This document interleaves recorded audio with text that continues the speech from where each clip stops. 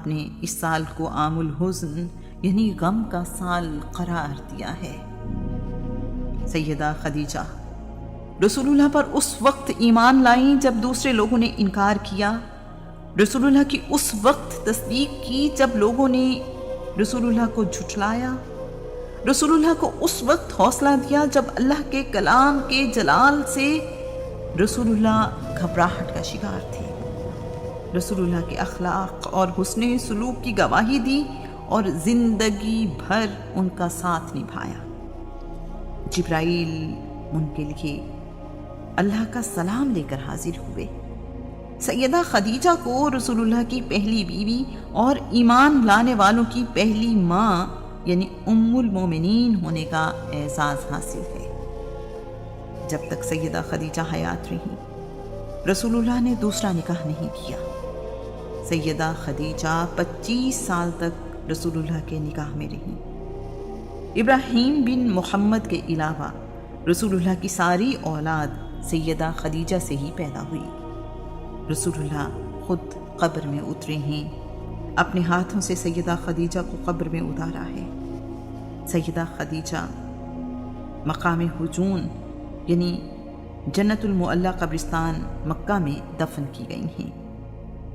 رسول اللہ نے کہا، مریم بنت عمران یعنی اللہ کے نبی عیسیٰ کی والدہ اور خدیجہ بنت خویلد اپنے اپنے زمانے کی بہترین عورتیں ہیں۔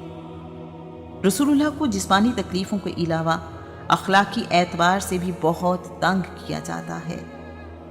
رسول اللہ مکہ کی گلیوں سے گزر رہی ہوں تو آوازیں کسی جاتی ہیں۔ کوئی کہتا ہے یہ کسی مجنون کا شاگرد ہے جو اسے الٹی سیدھی کہانیاں سناتا ہے اور یہ سن کر ہمیں سناتا رہتا ہے۔ کوئی کہتا ہے محمد آج آسمان سے کوئی نیا حکم نہیں آیا۔ کوئی یوں دل دکھاتا ہے خدا کو رسول بنانے کے لیے تمہارے علاوہ کوئی اور نہیں ملا۔ نبیہ اور منبہ بن حجاج کہتے ہیں، ہم جیسے مالدار، سردار، بیٹوں والے اور ہوشیار لوگ موجود ہیں، مگر اللہ کریم قرآن پاک میں ارشاد فرماتا ہے، پیارے رسول آپ سے پہلے بھی رسولوں کا مذاق اڑایا گیا، میں نے ایسے انکار کرنے والوں کو مہلت دی لیکن انہوں نے اس مہلت سے فائدہ نہیں اٹھایا اور اپنی روش پر قائم رہے۔ کچھ وقت گزرنے کے بعد میں نے انہیں گرفت میں لے لیا، اب بھی ایسا ہی ہوگا، آپ دیکھ لیں کہ میرا عذاب کیسا سخت تھا۔